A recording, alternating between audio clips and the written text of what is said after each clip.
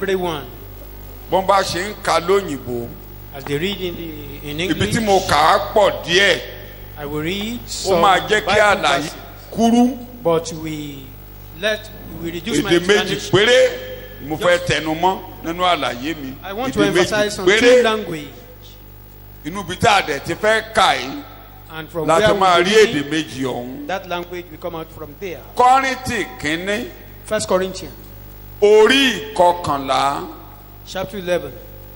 Verse 23. You will read it down. Títí dé ẹsẹ̀ ọgbọ̀n. Tí Yorùbá bá ti ka ẹsẹ̀ kan, kóyìnbó kà á. Tí Yorùbá kà á, kóyìnbó kà á. For I received pé Jésù Olúwa lé òru ọjọ́ náà tí a fi hàn ó mú àkàrà. Ó yá. For I received from the Lord himself that which I passed on to you. It was given to me personally that the Lord Jesus. Paul ló kọ̀wé yìí. Paul wrote this letter. Ọwọ́ ọ̀tá ló lóun ti gba nǹkan tó ń sọ fún wa yìí. From whom did he receive this word? Ọwọ́ ọ̀tá ni wọ́n ti gbà á. Ọwọ́ Olúwa. Bíbélì. That the Lord Jesus on the night when he was treacherously delivered up and while his betrayal was in progress took bread. Nígbà tó sì dúpẹ́ ó bù ú ó sì wí pé gbà jẹ èyí lé ara mi tí a bù fún yín ẹ máa ṣe èyí ní ìrántí mi. And when he had given thanks he broke it and said, take, eat, this is my body which is broken for you. Do this to call me affectionately to remembrance. Ẹsẹ̀ 24 èdè tó kẹ́yìn níbẹ̀ ẹ máa ṣe èyí nẹ́kẹ́nẹ́. Do this. Ẹ wí lẹ́ẹ̀kejì ẹ máa ṣe èyí ní. Ìrántí mi. Ẹ wí lẹ́ẹ̀kẹta ẹ máa ṣe èyí ní. Ìrántí mi. Do this in remembrance Ó yá ẹ of máa me. kà lọ. gẹ́gẹ́ bẹ́ẹ̀ ló sì mú aago lẹ́yìn oúnjẹ ó wí pé aago yìí ni májẹ̀mú titun nínú ẹ̀jẹ̀ mi nígbàkúgbà tí ẹ̀yin bá ń mu ẹ máa ṣe èyí ní ìrántí mi. Similarly, when supper was ended, he took the cup also, saying, This cup is the new covenant, ratified, established in my blood. Do this as often as you drink it, you call me affectionately to remembrance. ẹ máa kà lọ. nítorí nígbàkúgbà tí ẹ̀yin bá ń jẹ àkàrà yìí tí ẹ̀yin bá sì mu aago yìí ẹ̀yin ń kéde ikú Olúwa títí yóò fi dé. For every time you eat this bread and drink this cup, Ìgbàkúgbà. you are representing. Anytime. tí ẹ bá ti ń jẹ àkàrà yìí Take this bread. tí ẹ ń mu aago yìí Take this wine. ẹ ń ṣe kinní kan lọ́wọ́ You are doing something. gbàkúgbà tẹ́ bá dẹ̀ ti ń ṣe ẹ Anytime máa you do ṣe it, lọ you will continue doing títí it. kinní kan yóò fi ṣẹlẹ̀. Till Ó yá, ẹ̀ka, something will ẹ̀ka You happen. are ṣẹlẹ̀. representing and signifying and proclaiming the fact of the Lord's death until ẹ ń he ṣe comes kinní kan again. lẹ́ ń ṣe tẹ́ bá ti mú lọ́wọ́ You are doing something. ẹ ń pariwo Taking it. pé mo kú fún yín Crying ẹ ń or pariwo shouting that I died pé for ẹ̀jẹ̀ mi you. rà yín padà That my blood ẹ ń redeemed pariwo you. rẹ̀ You are iṣẹ́ tí mo proclaiming ṣe the work I've láti mú done yín dọ̀run to take you home. ẹ ń pariwo You are proclaiming it. pé mo ń padà bọ̀ That I'm ẹ coming ń back. kébù sí ẹ You are proclaiming it. ẹ máa kà lọ. nítorí náà ẹnikẹ́ni tí ó bá jẹ àkàrà tí ó sì mu aago Olúwa láì yẹ yóò jẹ̀bi ara àti ẹ̀jẹ̀ Olúwa. màá ṣàlàyé yẹn I will àìyẹ explain that. yẹn màá ṣàlàyé That unworthiness. láì- So then, whoever eats the bread and drinks the cup of the Lord in a way that is unworthy of him will be guilty of profaning and sinning against the body and blood of the Lord. yóò ká ẹ ń kà á lọ ṣùgbọ́n kí ènìyàn kí ó wádìí ara rẹ̀ dájú bẹ́ẹ̀ ni bẹ́ẹ̀ ni kí ó sì jẹ nínú àkàrà náà kí ó sì mu nínú aago náà. Let a man thoroughly examine himself, and only when he has done so should he eat of the bread and drink of the cup.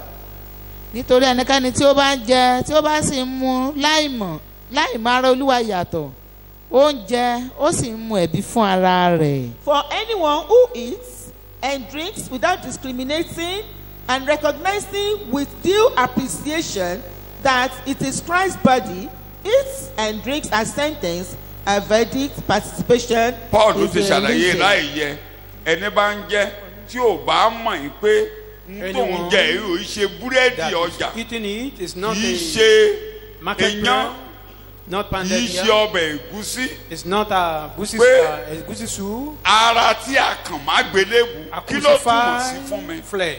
What is ẹ̀jẹ̀ the Jésù meaning? kí ló túmọ̀ sí What is the meaning of the ẹni blood tí ò of bá Christ for mọ̀ me? tó túmọ̀ sí Anyone who tó doesn't kàn know the déédéé ń meaning jẹ́ and just eat yóò anyhow jẹ̀bi ẹ̀jẹ̀. will be guilty of blood.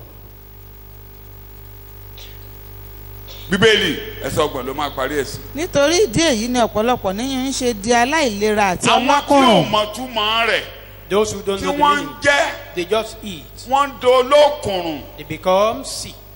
wọ́n ń dolójòjò tí Become ọ̀pọ̀lọpọ̀ sick. sì ń sùn. ẹlòmíì kúkú àìtọ́jọ́. Some people die prematurely for that reason. That careless and unworthy participation is the reason many of you are weak and sickly, and quite enough of you are falling into the sleep of death. bẹ́ẹ̀ pásọ̀ mi lọ́jọ́ Friday Like ó the wá pastor ní was explaining, tí a bá wá mọ̀ Friday, túmọ̀ rẹ̀ that if you tá a know bá the meaning, jẹ́ we ó eat túmọ̀ sí it. pé ẹ̀ ní dolójòjò It means that Eh, sentence ní will be dológun. reversed. We will not be ẹ̀ ní sick. ṣẹ́kú. We will not die Àbí kì í ṣe prematurely. bẹ́ẹ̀. That's the meaning. àwọn tí ò mọ̀ túmọ̀ rẹ̀ Those who don't know the wọ́n meaning, dolójòjò they become sick. wọ́n dolókùn wọ́n ṣẹ́kú àwọn tó mọ̀ túmọ̀ rẹ̀ For those who know the meaning, wọ́n á ní ìlera the reverse is the case. They Wọ́n will ní be wọ́n máa ṣe. healthy. òkùnrùn á fò lọ No more diseases or sickness.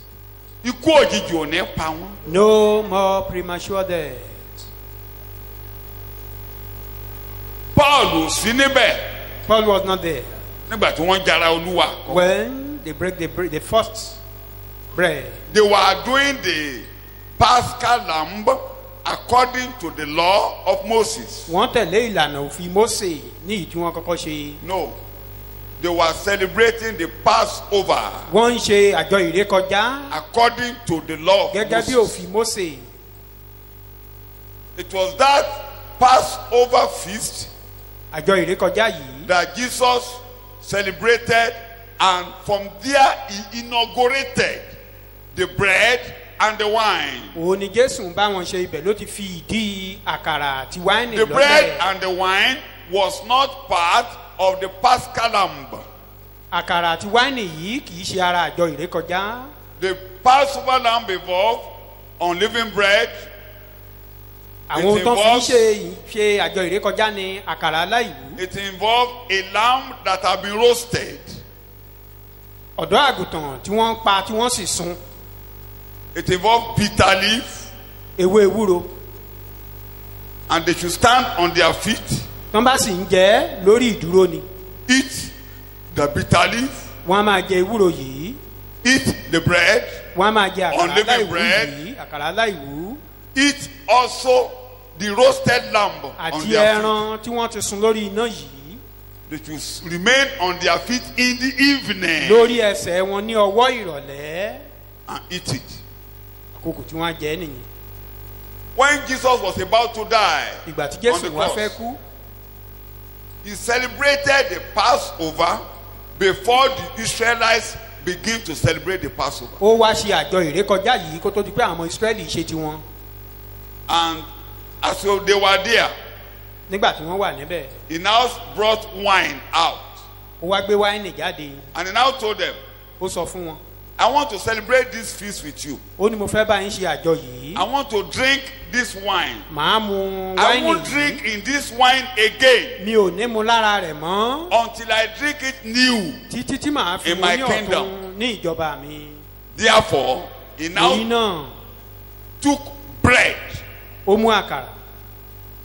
In other words, he converted the Passover feast to bread and wine to the apostles. ní èdè mìíràn ó kúkú sọ àjọ ìrékọjá ó sọ di ìbùkàrà fún àwọn He was telling àpòstélì. them the Passover is gone. I ó ń am sọ the fún wọn Passover pé lamb. èmi ni àgbò ìrékọjá yín pé ìrékọjá ti When kọjá o. I have been killed and sacrificed, nígbà tá a ti pa mí tá a ti fi mí ṣẹbọ. when I am nailed to the cross, nígbà tá a kàn mí mọ́ àgbélébùú. this is my body ó ní ara mi nìyí. that will be nailed to the cross. tí a ti kàn mọ́ àgbélébùú. I am the lamb èmi ni ọ̀dọ́ that the àgùntàn Israelites are killing tí àwọn every ọmọ year. Ísírẹ́lì ń pa ní ọdọọdún. So when you are eating, nígbà tá a bá ń you jẹ are taking that lamb. I am. pé èmi lẹ̀ ń jẹ nígbà náà.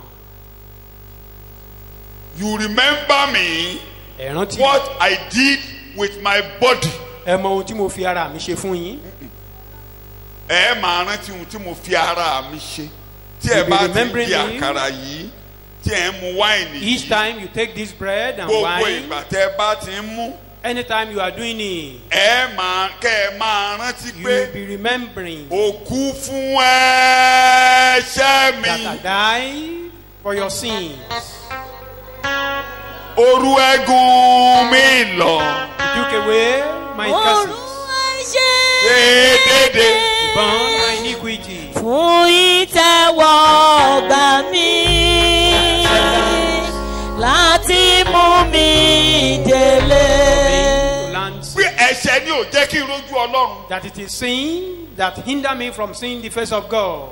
Ẹ̀ṣẹ̀ ló mú kúrò You took away sin, pé mo ráàyè dọ́dọ̀ bàbá. that now I have access to God. Ó pa ìpè rẹ̀, You ó mú abolish ìbínú curses. kúrò. You take away angry Ó bá mi jà mọ́. or the wrath of God. Therefore, you are no more fighting me. Àná ọlẹ́gba bíi Pétérù ṣe sọ. You were chastised according to Peter. Ẹgba tán fi nà ọ́. That Kò case bó that tán was nà ọ́ due, yẹn. Ara ẹ̀ fàya. chastise you. Gbogbo ibi tó bá fàya lára mi. Your Kó body. máa díjú pọ̀.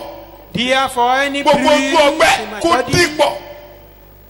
be healed in the name of Gbogbo Jesus. ojú ọgbẹ́ ara Jésù rẹ̀. Every bruise. Gbogbo ojú ọgbẹ́ lára mi kó díjú pọ̀. Every bruise on my body be healed. Mo ti ṣe o. I've done it. Mo ti ru àìlera yín. I burn Mo your ru iniquity. ìbànújẹ́ yín. Burn your sorrow. Mo ru ìnira yín. Burn your affliction.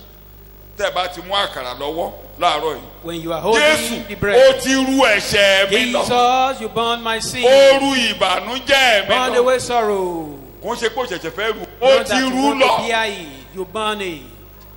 Ó rú àìsàn mi lọ. You burn my sicknesses, Ó rú kú òjijì mi lọ. even sudden death. Ó rú Has been taken ìdájọ́ away. mi lọ. Took away my Bí a judgment. ṣe gbọ́ lẹ́kọ̀ọ́ láàárọ̀ yìí, As we had it this èpè morning. ò ní jà mí mọ́. Cause we no more reign Ó over my rú life. lọ.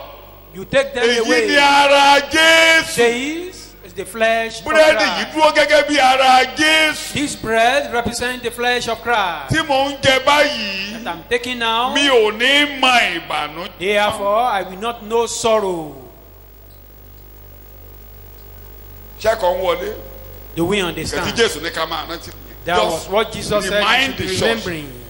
Ẹni tí ò bá wá mọ ìtumọ̀ rẹ̀, Anyone that yé, didn't know the meaning, tó bá that jẹ́, did not ó understand. jẹ́ láì yẹ.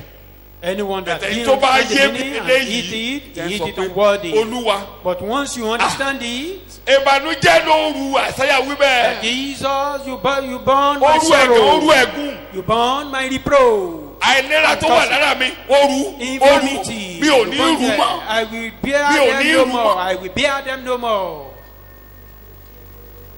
Mi ò ní rú ìnira mọ́. I will no more bear affliction. Ẹrù tó rù, orí mi ò gbé. The load you burn, I can't Ó bear máa them gbé mi ò again. lè You rú. know I cannot bear them.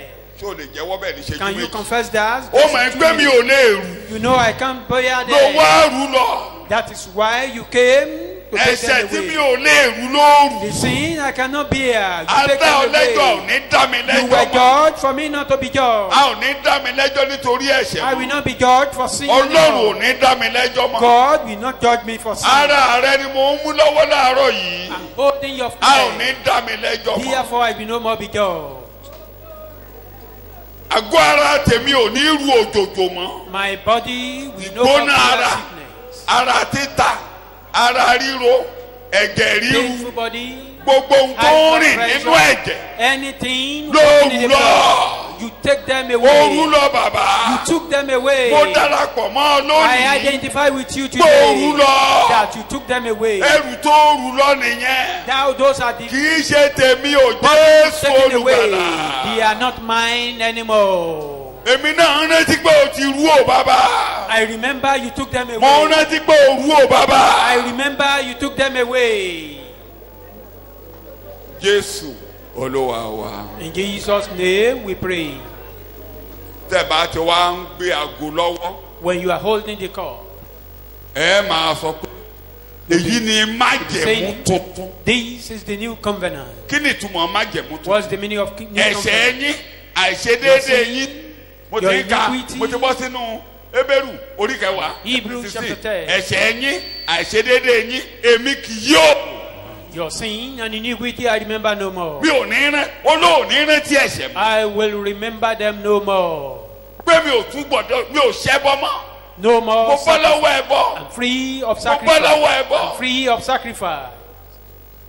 Èyí ni májẹ̀mú tuntun. This is a new covenant. Mo bá yín ṣàdéhùn tuntun. I make a new Inú covenant ẹ̀jẹ̀ with mi you. làdéhùn yẹn wá. That covenant is in my Àgọ́ ẹ̀jẹ̀ blood. ń re bàbá. This is the cup of the blood. Wáìnì dúró fún ẹ̀jẹ̀ rẹ̀. Wine represents your Pé ò blood. ní rán, mo ń rántí lónìí pé olóòní rántí I'm ẹ̀ṣẹ̀ mi mọ́. remembering now today Ó that wú you lọ said mi ò you ní rú remember my ẹ̀ṣẹ̀ sin mọ́. no more. Pé ẹ̀ yọ. Inú ẹ̀ yọ.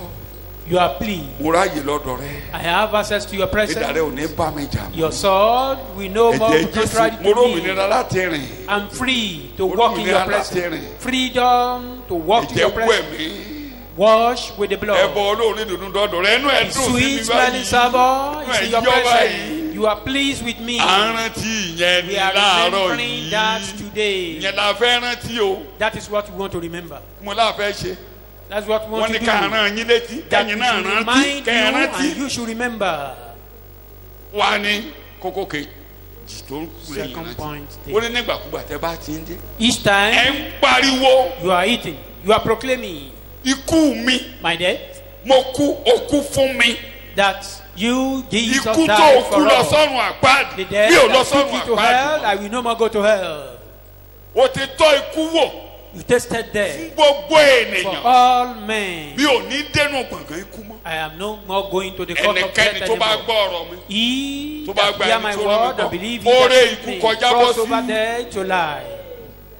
Mi ò ní lọ sínú ìdájọ́ mọ́. I'm not going to judgment Mo ń anymore. pariwo ẹ̀ lẹ́ni pé mo bọ́ lọ́wọ́ ìdájọ́. I'm proclaiming it that I'm free from Mi ò judgment. ṣèrò ọ̀run àpáàdì. I'm not a candidate of hell. Mo dèrò ayérayé.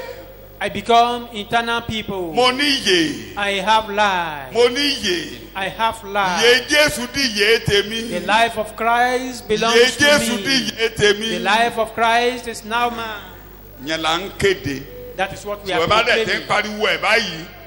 Ìyẹn lẹ́ lọ́ọ́ á máa sọ fáwọn èèyàn pé And once you are proclaiming Jésù it, kú that is torí what you ẹ̀ṣẹ̀ be mi. proclaiming to the world. ó ti ru ẹ̀gún Jesus lọ. died for Ó my ru sin. àìlera Took wọ̀. away Ó fún mi ní ìyè. sin. Ìwọ náà Took wàá gba away ìyè death. Jésù. Took away infirmity. N tó ń jẹ́ Come ìròyìn likewise to receive the life of Christ. tẹ́ ẹ bá ti ń jẹ́.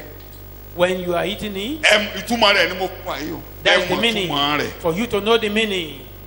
Ẹni tó bá wá jẹ́ tí ò mọ̀ túmọ̀ rẹ̀. Anyone that now take it without Ní knowing the meaning, adolójòjò that it will adolókun. become weak Ẹ̀yin tó bá yé and ẹ weak. bá gbọ́n tí mo sọ yìí. But once you bá understand ti it, jẹ́ you náà, wàá accept sọ what pé I said, as you are eating it Òkùnkùn this kó morning, lọ. then you become Òjòjò kó pòórá. sickness and diseases to vanish. Lùkúlùkú wọgbó lọ. Sudden death vanished. Àwọn wo ló jẹ tàkọ́kọ́? Who are those people Gbọ́ that mi, mo fẹ́ partake ka Bíbélì, mo fẹ́ or parí ẹ̀kọ́ partook in the báyìí. first one? Àwọn ọmọ lẹ́yìn àbí bẹ́ẹ̀ The kọ́. disciples.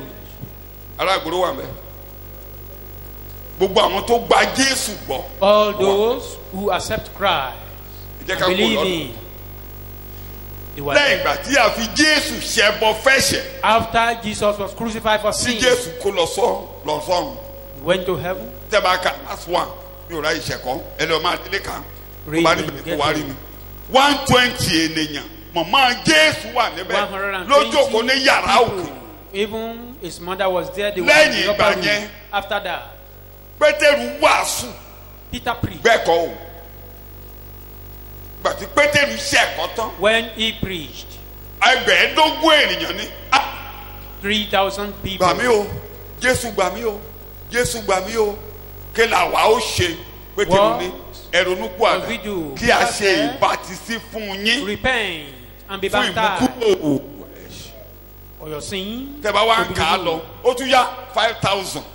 Wọ́n wá ní Another 5,000. gbogbo àwọn wọ̀nyí. And the Bible says, verse all 42. these people, Gbogbo àwọn wọ̀nyí all these tí people wọ́n fi ayọ̀ gba ọ̀rọ̀ náà. received the word Egbede o. joy. Inú wọn dùn sí. They were pleased Ew. with the word. They rejoiced with Kí the ló inú wọn word. dùn sí o? They were pleased. Kì í ṣe In the world. ijó nínú wọn dùn sí o. It's not the Kì í drumming ṣe ayẹyẹ or ìkórè dancing, o. Kí nínú wọn dùn sí ẹ̀yin Testing. ọmọ Ọlọ́run? but they were happy Mo ní with kí the nínú wọn word. dùn sí. Àwọn yẹn wá ń wá sí ẹ̀kọ́. They now come Àwọn tó ń wá sí ẹ̀kọ́ yẹn to the tó ń study. wá sí àdúrà. They come for prayer. Àwọn yẹn ló wá ń bu àkàrà. Those are the people Eka. that break the bread. 42.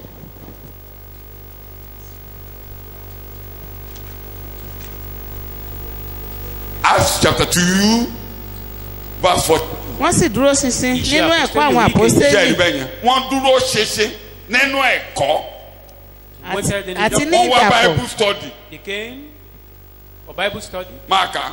àti ní ìdàpọ̀ Wọ́n Ní- wá jọ́sìn. Ìdàpọ̀ la ṣe láàárọ̀ ìbáyìí. They come ní bíbu For fellowship. àkàrà àti nínú àdúrà Ṣé ẹ̀rí bẹ́ẹ̀ yẹn? Wọ́n ń gbàdúrà. Àwọn yẹn ló to wá ń pray. bu. And those are the people that break Kí the làwọn bread. yẹn ń bù o? They pray. Kàrà la fẹ́ bù ìbáyìí. We want to break bread now. And they steadfastly So- devoting themselves constant Àwọn tínú instruction. wọn bá ó ti tó. Tínú ti bá ti dùn sẹ́kọ̀. Once Sẹ́kọ̀ you are yé. happy with the Sẹ́kọ̀ yé. sermon, now you understand. Tí ẹ lọ gbàrìbọmi lẹ́yìn ìgbà tí ẹ̀kọ́ yé eyín. And you were baptized after that. Kì í ṣe pé ẹ ṣèrìbọmi torí wípé gbogbo ará alẹ́ yín ló ń ṣèrìbọmi. You were not baptized Kì í ṣe because pé ẹ the people ṣèrìbọmi in torí your pé house were all ẹ ṣe baptized. ìjọ ṣùgbọ́n torí Or wípé because ẹ̀kọ́ you wọlé changed church. ẹ̀kọ́ yé eyín But inú because dúdú sí ẹ̀kọ́ You understand the doctrine pé Jésù rèé. that this is Jesus.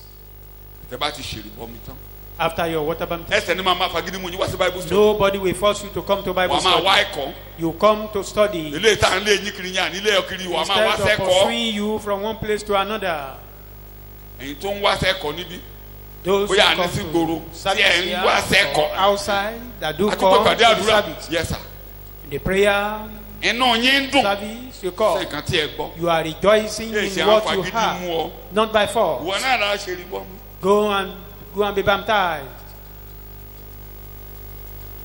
ṣé ẹ̀ ń gbẹ́kọ̀ọ́ Do we understand? tí ó yé mi dáadáa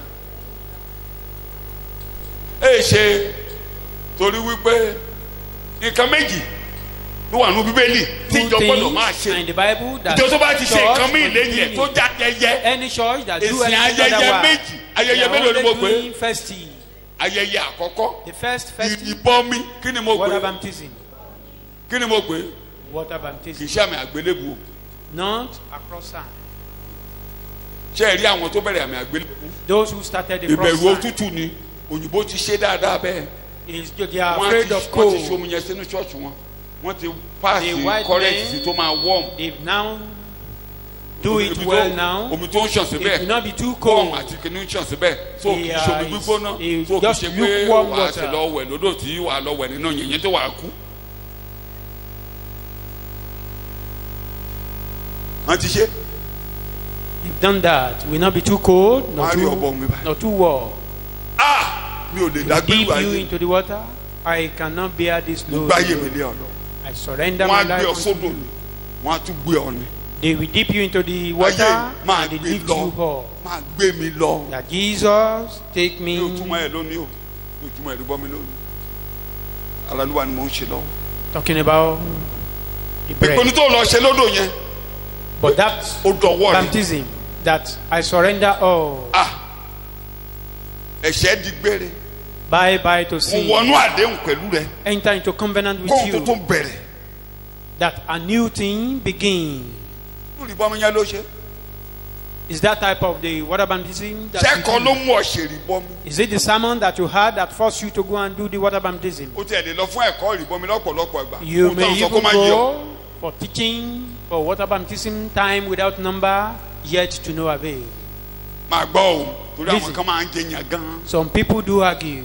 á di ẹrù lé lórí níbí We are not kára tù putting ọ́ load on kó you gbádùn ọlọ́run la wà just for fún you to be comforted In and Acts enjoying 19, God. Ní àwọn ìṣàkóso méjìlá kan kọkàndínlógún, wọ́n ti ṣèrì bọ́mi there are Jòhánù 12 people that have been baptized in John. ìrìbọmi kan ni wọ́n ṣe é o They were baptized. èṣù ló rán in John. Jòhánù Is John Ew. a messenger of Satan? gbàtí Paul bá wọn pàdé When Paul met them, ó ní ṣẹ́yìn ti gba ẹ̀mí mímọ́ bí he asked them, wọ́n ní wọ́n ti have ẹ̀gbẹ́ you mi mímọ́ received the rí Holy Spirit? They said they've never heard of that before.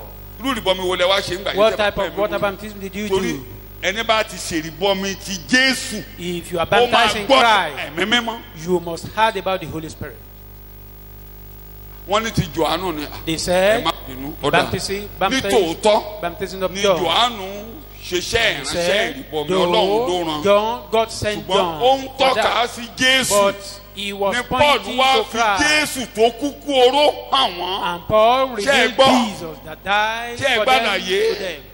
gbàtẹ́kọ̀ yí àwọn méjèèjì lásán When those 12 ó wá ṣe understand kíni the fún message, wọn. they were now baptized again in Christ. ẹ̀yìn ìgbà yẹn làwọn yẹn lẹ́tọ̀ọ́ láti jẹ Then they have right to break the bread. tó ìrìbọmi ṣe pàtó tó Water lára baptism is very important.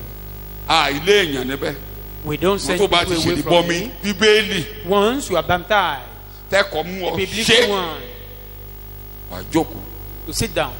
tá à ń rí ọ lábẹ́ ẹ̀kọ́ tẹ́nu rẹ̀ dùn sẹ́kọ̀ọ́ We see you. jókòó You dáadáa are happy with tẹ́nu rẹ̀ sermon, dùn sẹ́kọ̀ọ́ tí àlàyé tí mo ṣe yìí and tó you náà lè understand máa sọ pé better what I just irọ́ said. o ti mẹ́ṣẹ̀ lọ You can proclaim me that Oh, my rántí ẹ̀ṣẹ̀ sin mi mọ́. is taken Mi ò away. ní lè rù í mọ́. You remember no sin tó ń again. fayọ̀ ṣé tẹ́nu rẹ̀ dùn sí You are doing Dára that Olúwa o. joyfully. Partake in it. kí mo ní kó ṣe kí mo ní kó ṣe Partake in it. tí o bá dẹ̀ sọ pé ojú àti ọ̀ pé gbogbo èèyàn á máa wọ̀ ọ́ If tí ò you yí ọ said tó you are ṣáà jẹ́ ashamed, you yẹn ò don't kàn mí o understand, and you said maybe for people not to make Mo ní jest kó of ṣe. me, and you ẹ kàn force mí yourself to do mẹ́ẹ̀sọ̀ it. lọ́hùn That is mẹ́mọ̀ none of my own business. onípọ̀ sọ I'm not pé God. àwọn kan jẹ́ láì mọ Because kíni the Bible says some eat láì mọ kíni things mo pé ẹ wo àwọn kọ́lítì yẹn ṣe náà without tó jẹ recognizing it. àwọn tó bá àwọn tó bá tètè dé ṣọ́ọ̀ṣì àti jẹ́. They just rush it. Paul ní People that first come to oúnjẹ ò church. sínú ilé yín ni. Paul was accusing them, don't you have food at home? kẹ́ ẹ̀ kọ́kọ́ rò màlá kẹ́ tó bá bọ̀. You're supposed to have eat something before ẹ you mọ̀ come. pé ara Olúwa tóbi. You know ẹ má the jẹ́ body of níjẹkújẹ. Christ is very great. Don't just eat it unworthily. Shout hallelujah. Okay, hallelujah. ọ̀dà tó bá wá dàrú mọ́ ọ lójú If you are a bit confused, kó o rí wa. see me. Yorùbá ní kí n máa béèrè ìbéèrè ṣùgbọ́n máa pẹ́. I Ẹ ti supposed to débi be asking látàárọ̀. questions, but Ẹ kí n dá yín because dúró. of our time, I don't want so to tó bá delay. dàrú mọ́ ọ lójú kálàyé mi gbogbo yóò ti di If you ọ. are confused, rí mi even with my àbáwọn explanation, alàgbà you mi á don't ṣàlàyé. understand, see Ṣùgbọ́n me láàárọ̀ yìí or any of our mo máa leaders. súre sí bí Jésù ṣe súre For sí. this morning, I will bless it like Jesus. wàá wá tó bá ti gbàrí bọ́ mi jókòó báyìí tó bá ti mọ̀ pé àwọn ohun tá a là kalẹ̀ yẹn o ò tí ì ẹ̀kọ́ kó o kínú ẹ̀ dùn sí. If you know Oh, Sherry what Bobby. we have just said now, àwọn protocol àbá ṣètò àyè fún yín kẹrọra jókòó sọ́wọ́ ẹ̀yìn you are not àwọn yet yòókù ẹ̀ jókòó ní baptized mẹ́ta and you mẹ́ta don't even níwájú understand the títí débẹ̀ yẹn. meaning of the breaking of tó bread. ìwá You sẹ́kọ̀ọ́ can move back a bit. tí ò ṣe pé àgbọ̀ tó èéfín wá sẹ́kọ̀ọ́. Maybe you don't come to service, to other service, apart from Sunday service. mo And máa ń you sọ know ìyá wa àgbàlagbà tó lọ láìpẹ́ yìí one àjọ máa ń wá aged sẹ́kọ̀ọ́ dáadáa woman there, ìgbọ́n darí gbó he èlé usually wa come mọ́ when she a was sì mọ̀ old. ṣé ẹ He ti can't come gbọ́ again. We know that. igi ló fi ń ṣẹ̀kẹ́ta ẹsẹ̀ He used kí a bá walking lọ stick. fi mọ́tò gbé èlé wá ní If Sunday you gan don't carry him, carry her. Àwa with the dẹ̀ vehicle, mọ̀. she won't come, and we know that bẹ́ẹ̀ ẹ jẹ́ kí mọ̀mọ́ jókòó títí ó fi kú yẹn till the day. ẹ wá lọ visit ẹ lé ní Monday ẹ̀kọ́ tó gbọ́ ní Sunday gbogbo ẹ̀ ni mọ̀mọ́ máa tò fún yín What the woman had on àníkà Sunday, ẹ̀kọ́ lẹ̀ he will ọpọlọ carry mọ̀mọ́ ò dàrú the intelligent kò is láìsàn tó there. ń márúgbó She doesn't pass through the aged kind of disease. so a gbọ́dọ̀ mọ̀dí tó fi wá ayé wa dáadáa. We must know why you don't come to service. torí ohun tí Jésù fi lélẹ̀ That is the procedure. so by kó má Jesus. ní burúkú ṣe là á lè ọ níbi ara Olúwa We are not sending you wọn ló away. lè You are the tó bá sì one. fagídí jẹ ẹ̀kan You eat it by force. ṣe la fi ń jọ́sìn It's just to so tó bá ti worship mọ̀ pé God. ò tí ì lè bá a jẹ́ You lónìí know you are not yet gẹ́gẹ́ bí ìjọ working as a church. Sunday ló yẹ ká máa ṣe gan We're supposed to be doing it every Sunday. ṣùgbọ́n kò ní í yé wa máa sọ But ní we ẹ̀yẹ don't need ènìyàn to another burú thing because men Ènìyàn are very, burú. very wicked. wọ́n ṣe ní ká máa yọ̀ sí i As àní we yọ̀ should be síbẹ̀ rejoicing ẹ̀rí mo ṣe ṣe báyìí concerning inú wa tó it, dùn it will not happen like that till another 3 months. ọdẹ parí oṣù September tí mẹ́bàá ti ṣe ní parí September If I didn't do a it jẹ́ in pé torí pé September, retreat máa bọ́ sí bẹ̀rẹ̀ October it will mean ìpàgọ́ wa. that because our retreat will be in early October. torí so we Sunday can tó shift kẹ́yìn it ní to September ló then. yẹ ká ṣe ṣùgbọ́n a lè We're má supposed to do ṣe it kó in jẹ́ the pé last Sunday ìjọ of September. kẹta But oṣù kẹwàá we will do it in la máa jara Olúwa 3rd of torí October o ti in súnmọ́ra the retreat. gbogbo òjò adé péjọ níbi tí alẹ́ kà sí Everybody will gbogbo wa be jọjọ here wa jara Olúwa papọ̀ ní We do ìjọ it. kẹta wọ́n á tó jẹ́ ẹ̀jẹ̀ all together. ó pàdé mi ní December tí Jésù báyìí ti kó wa lọ After lórí that, ilẹ̀ December. sísà ń ṣe lẹ́rẹ̀ mẹ́rin lọ́dún ká máa We fàyọ̀ do ṣe it 4 times in a àjọ̀dún year. wa tó ga jù nìyẹn That kí ni is mo our gbé greatest feast. o That is our gbogbo ìdókòwò tẹ greatest bá ti rí feast. nínú ṣọ́ọ̀ṣì tó ń pè lájọ̀dún Every other Ètò feast ìkówó jọ. of the church is just to gather money. kí ni mo porúkọ rẹ̀ kí ni mo porúkọ rẹ̀ Just to gather money. mẹ́ẹ̀mà kọsẹ̀ torí owó I will never stumble because of money. mo fẹ́ kọ́lé báyìí mo ànánsì ẹ̀ fún yín I want to build house and I announce it. bó bá wù ọ́ dá tó bá wù ọ́ má dá If you like, partake in it. ṣọ́ọ̀tì gbọ́ If you like, mo máa sọ fún yín tí mo Do bá ní otherwise. ìdí mọ́tò if I need vehicle, màá sọ fún yín pé I will tell you ẹ ra mọ́tò fún mi I need vehicle. tó bá wù ọ́ dáwó tó bá If wù ọ́ you má dá like, contribute. Àwọn kan á dá. Otherwise, ìjọsí nígbà tán ilé mi jó tán tán ṣe tán sometimes ago, when lọ bẹ̀. the house was burned, mo sọ fún yín I went there. mo ní tí mo bá kú lónìí I said if I die, mo lẹ́ ẹ lọ today, gbé mi sẹ́yìn yìí You will take me to a ẹ̀ẹ́dẹ̀ sọ hall. pé ẹ kúnlé pásítọ̀. And you said you want mo to ní mo paint fẹ́ this kójú mi house. rọ́ọ̀dà. And I said I want to see paint before I die. ẹ̀ẹ́dẹ̀ dìde ẹkúnú And yàrá the ẹkún church pálọ̀ mi. goes up, they bá ti painted dájú the báyìí mo house. mi rọ́ọ̀dà. Each time tó bá wù yín I ẹsìn woke kú up, lẹ́yìn ìgbà I tó bá see ṣùgbọ́n paint. mo ń rọ́ọ̀dà bẹ́ẹ̀. Even after my departure, mo you ṣe may bẹ́ẹ̀. paint it, but now I see the paint. òkú mi ò lè rọ́ọ̀dà. My death cannot. so ohun tó ń bá need màá announce ẹ̀. What I'm saying is, anything I need, I will Ó lè announce it to the bínú. church. You may be angry. ṣùgbọ́n ẹ ṣe kí mi wá ṣètò ìkówójọ pé torí pé Not mo for fẹ́ ra me to mọ́tò pásọ̀ organize- ẹ fẹ́ ra mọ́tò pásọ̀. To organize ẹ ká ṣètò something, kan lè mówó wá. to gather Wọ́n mú money. wá. Don't break it. rárá ẹjọ́ ẹnìkan lè dìde. Even a ilé tí single mò ń person gùn yẹn can buy ẹnìkan ló it. rà á ẹnìkan. One mò ń man, gùn the kan one I'm nígbà kan riding àwọn now, mẹ́rin ló kóra jọ pọ̀. àti Mercedes Just Benz somebody mímí single-handedly Mercedes buy. Benz mímí ṣe fi. the other one, ó fẹ́ pa mí. 4 people just gather together to buy the. mo ṣáà mi jí í mọ́ra. mẹ́ẹ̀mọ́ ọba ọkọ̀ ni ó ti mí dọ̀nà ó ti dọ̀nà ó ti dọ̀nà. mo mi yí í mọ́ra. ìgbà tó ṣáà yá I was struggling with the vehicle. mo pe pọ̀pọ̀. Later, I called my wife. mo ní bá mi réèsì owó I said, look for money nínú ọjà ẹ màá san. from your market or from your sales. mo fẹ́ gbé I will engine sí pay. mọ́tò. I want to change the engine of mo ní this vehicle. ẹ̀mí mi máa bọ́ It's almost trying to kill me. màá máa san. I will pay it little by little.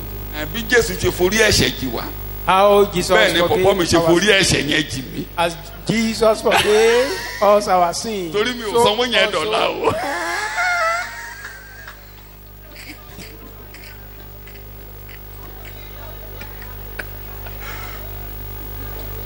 ó kàn ní ara ìtì ẹ̀ off She just write it all. pé bàbá ní ò jẹ gbèsè èmi The náà father said, lọ́dọ̀ mi "You are ò not jẹ a gbèsè debtor." pọ̀pọ̀ And he mi said, "Before bí mi ò ṣe jẹ́ ní 60,000 tí mo gbà indebted gbà to yẹn me." ni And if he, ẹ máa rẹ́rìn-ín. she forgot it. shout hallelujah. Eke hallelujah.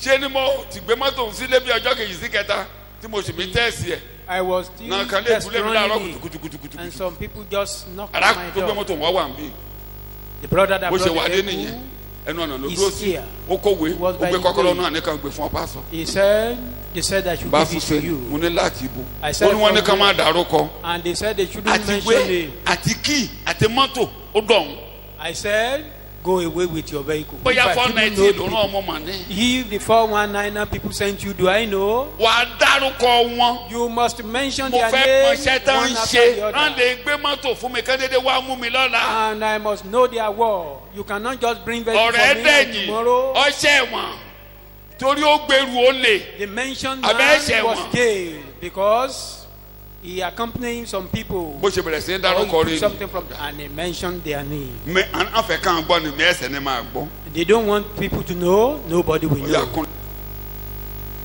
bá ìyá mi ṣe wà láyé My bá mother gbogbo was- fámìlì mi I ògbẹ́ gathered my family. èdè Èkìtì ni mo sọ ògbẹ́ All right àwọn then. wíkàn gbé mọ́tò kò á o. They said you should be given a car. wá sí àdúrà lé lórí. I pray. so a For the man and the nídìí vehicle. so ọdún ti wá rèé This is our own kí feast. mo pé lè tá à ń ṣe yìí It's our feast.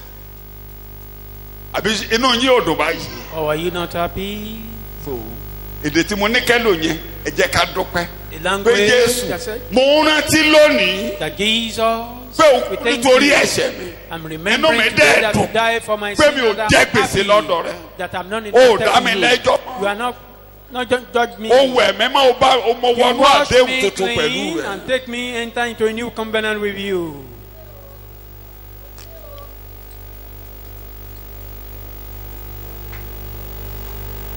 ó ti yá ó ti yá ó ti yá mo ti mo fẹ́ kán rí bẹ́ẹ̀. ọlọ́run ayérayé ó ṣe ọ́ a gbé ọ̀gá lọ́pọ̀lọpọ̀ wọ́n má ṣe wọ́n. Understand what má I've just bínú said. wà á bá wa jẹ́ lọ́jọ́ mi You partake in ẹ̀yin yòókù it next ẹ̀sùn wọn wa time. tán bá lè dé lẹ́yìn Let's move téèyàn forward. bá wà lábẹ́ ẹ̀ka àwọn kan wà online báyìí wọ́n máa bá a jẹ́ There are some people online Òfin who ò partake lòdì sí in yẹn. it. The law is not wọ́n wà against online that. káwọn náà gbé búrẹ́dì wọn They can bá take ti their sún bread ìṣẹ̀lẹ̀ as ìyá I'm sún blessing èsì these. wọn á It's jẹ all blessed. torí àtìgbà tí kòró ti bẹ̀rẹ̀ ní online service tó ti wá lágbára The sí online service have started ever since this. so gbogbo wa á dìde COVID-19. lórí ẹsẹ̀ wa We all rise up on our feet. àádópẹ́ We will thank God first.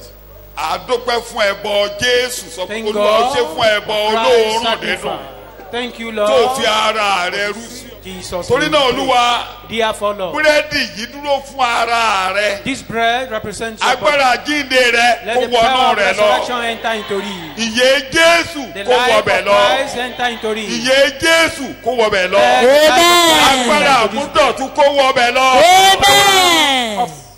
bí a ṣe ń darapọ̀ mọ́ wa as we kí identify ìyè with you. Jésù máa bá wa lọ Let the life Amen. of Christ identify gbogbo ohun with tó you. wà lọ́kàn rẹ All you have in mind nígbà tó gbé kalẹ̀ for fún setting ìjọ up this for kó sure. ṣẹ mọ́ gbogbo wa lára pátápátá In Amen. our life.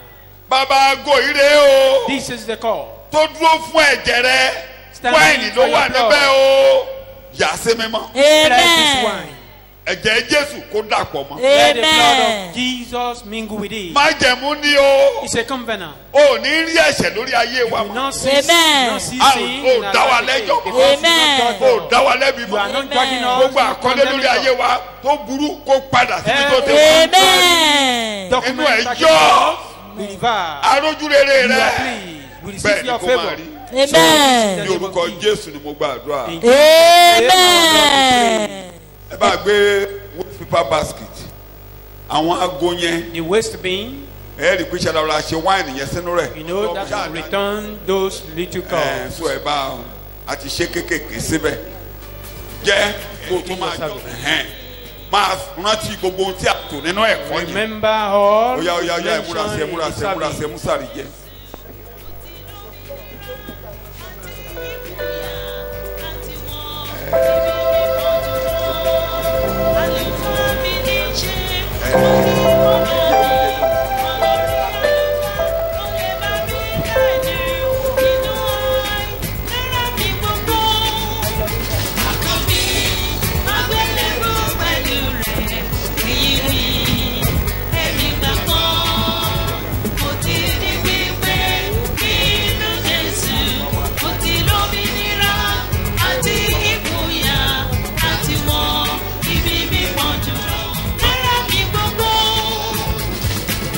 Bàbá mi ni, Ọlọ́run mi ni, olùgbàlà mi ni, ọba tó mú mi wá sílẹ̀, ó gbé mi mọ́ra, ó gbà mí gẹ́gẹ́ bí mo ti rí, ohun gbogbo nínú ohun gbogbo fún mi ni, ó ní ọba mi, ọ̀nà bí àlùfáà, ó lè bá mi káàdì, inú ẹ̀rọ mi gbogbo. Àkàn mi, àgbélébùú pẹ̀lú rẹ̀, èyí ni èmi. Orí àwọn tó bá bẹ nínú, àgbé ọ̀gá lọ́rùn wa, àfi gbogbo ògo fún ọ, nítorí pé ìwọ ló kà wá yẹ. Òbí ẹ̀jẹ̀ Jésù olùgbàlà, ó fi ènìyàn padà sọ́dọ̀ ara rẹ̀. Láyé ọgbà náà, orí ọ̀rọ̀ káwọn mídíà máa bọ̀ nínú ṣọ́ọ̀ṣì mídíà ẹ̀ máa bọ̀ nínú chọ́ọ̀chì o. àti kámẹ́rámán kó sẹ́ẹ̀tì kámẹ́rà ẹ̀ sílẹ̀ ẹni tó ń live stream ẹ gbà síra kẹ́nìkan wà nídìí ẹ̀ kẹ́nìkan máa bọ̀ kẹ́nìkejì padà síbẹ̀ tó bá gba búrẹ́dì tán kẹ́nìyàn náà á gba tiẹ̀ ìtẹ́ wà lábẹ́ ibi tí wọ́n ti live stream lókè everybody.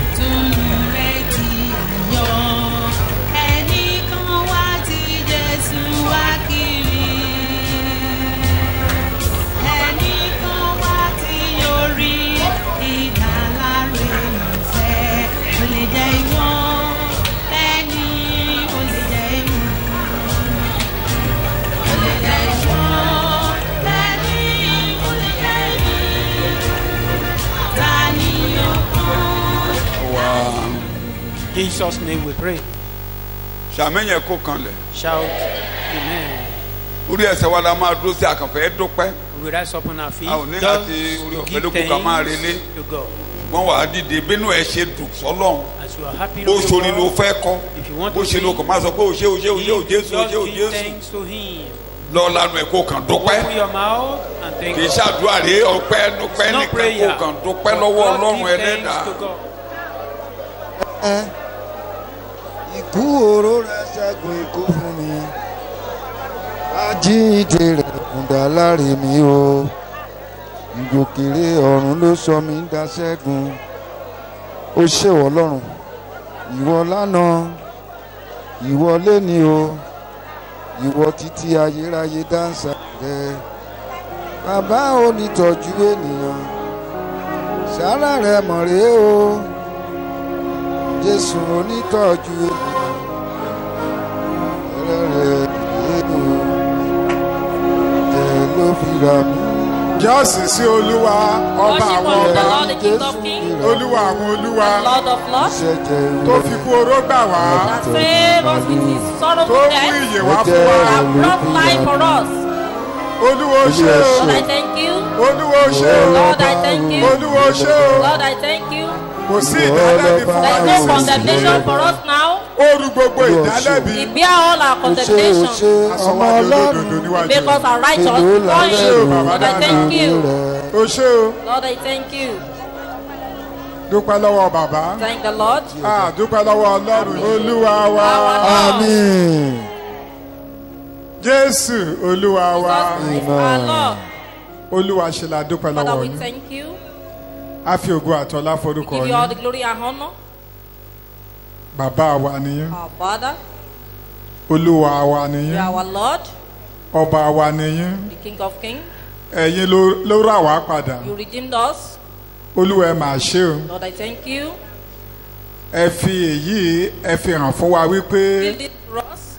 a bọ́ lọ́wọ́ ìdálẹ́bi. We are free from A bọ́ condemnation. lọ́wọ́ ẹ̀ṣẹ̀. We are free from sin. Pé gbogbo ohun tó lòdì sí wa What o. is contrary to us, Pé ẹ parí ẹ̀ síbi you have àgbélébù. ended it on the cross. Olúwa ó máa ṣe Father, o. I thank you. A jẹ́ ọ̀kan nínú àwọn tó ń jàǹfààní We ikú are rẹ̀. one of those that benefit from you. Àwọn kan wà ní ìgboro tí Some people wọn are in the tí wọn ò city gbádùn oore ọ̀fẹ́ That do not yìí. enjoy this grace. Tí wọn ò ná ikú yín tí ò jẹ́ nǹkan kan sí That your wọn. death is meaningless to them. Bàbá mi máa dúpẹ́. Father, we thank you. Olúwa ẹ gbọ́ pẹ́ Father, wa. accept our thanks. Ẹ jẹ́ kí a bọ́ sí ọwọ́ àwọn aláwọ̀ ènìyàn Don't allow us tí to wọ́n máa fi wá powó. take you did not allow us to take Olúwa ó máa ṣe merchandise o. of us. Bàbá mi thank mo you. máa ṣe o. Father, we thank you. Bí orú ọjọ́ èní yìí This báyìí, kind of this day, àjà alága we will be a chairwoman or chairman. gbogbo ẹ̀ á máa lọ. Everything will be Ìgbà tá a bá going. tún jẹ́ tán àá tún lọ mu bí After we àsì. finish, we go and drink beer. Olúwa ó máa ṣe Father, we o. thank you.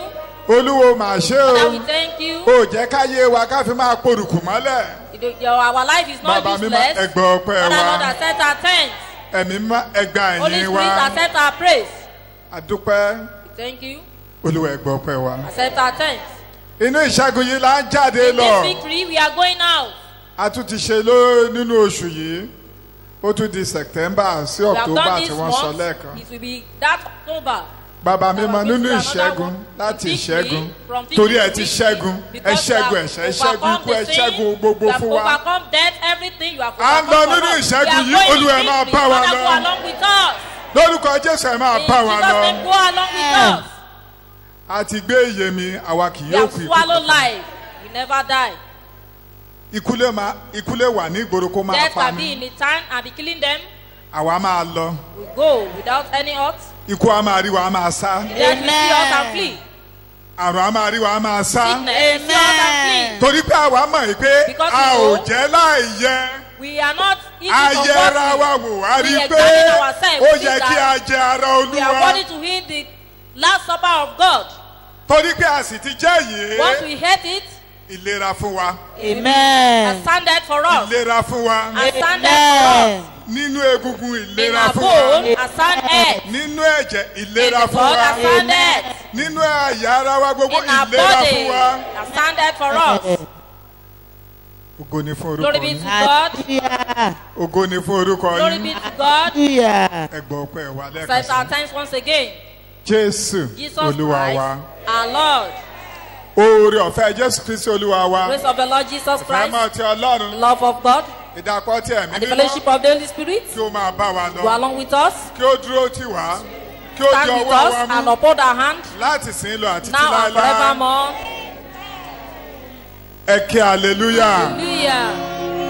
ẹ jọ̀ọ́ kó tó di pé a máa.